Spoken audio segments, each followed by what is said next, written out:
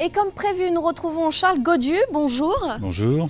Président de la Biennale Peintres et Sculptures de Bretagne, organisée pour la 3e fois à Saint-Brieuc. En fait, c'est un grand salon régional d'art plastique. L'entrée est gratuite.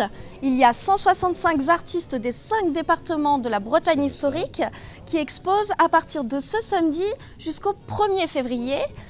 Et chaque dimanche, un des 3 invités d'honneur sera mis en avant. Est-ce que vous pouvez nous parler un peu d'eux? Bien entendu. Avant cela, je peux peut-être vous dire que sur les 165 artistes, il y a une diversité extraordinaire des œuvres présentées.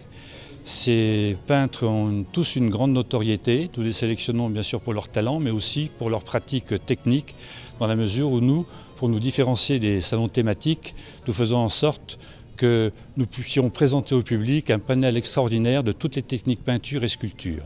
Nos 3 invités d'honneur, ce sont les véritables locomotives de ce salon.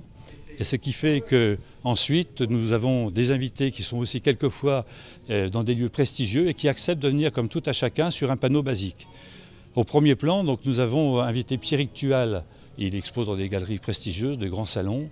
Et il sera donc parmi nous demain après-midi pour répondre au public et nous parler de son art.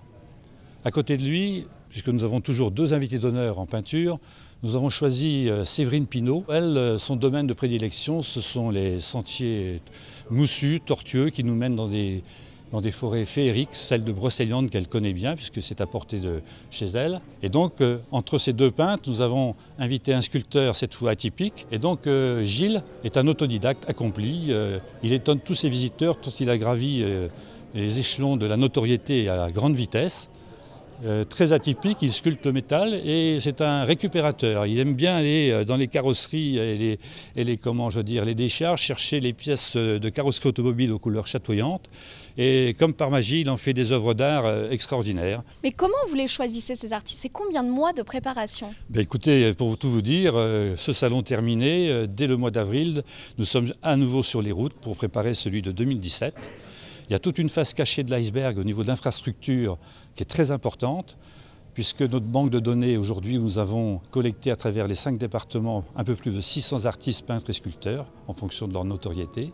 Ensuite, quand nous faisons notre marché, eh bien, nous sélectionnons pour le talent d'abord, bien sûr, mais aussi les diversités techniques, l'appartenance à un des 5 départements et aussi la parité homme-femme. Tout cela fait un cocktail détonnant.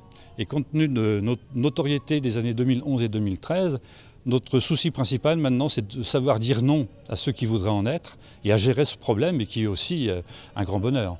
Parce que justement, combien de visiteurs vous avez accueilli? Vous avez accueilli 10 000 visiteurs, c'est ça, en 2011, 14 000 en 2013. Combien vous en attendez aujourd'hui? Oui, c'est vrai, parce qu'on monte les marches depuis 2011. Nous avons une vérité des chiffres avec des comptages qui sont très précis. N'étant pas subventionnés, on ne cherche pas à gonfler les chiffres. Nous sommes persuadés que nous allons sûrement battre ce record.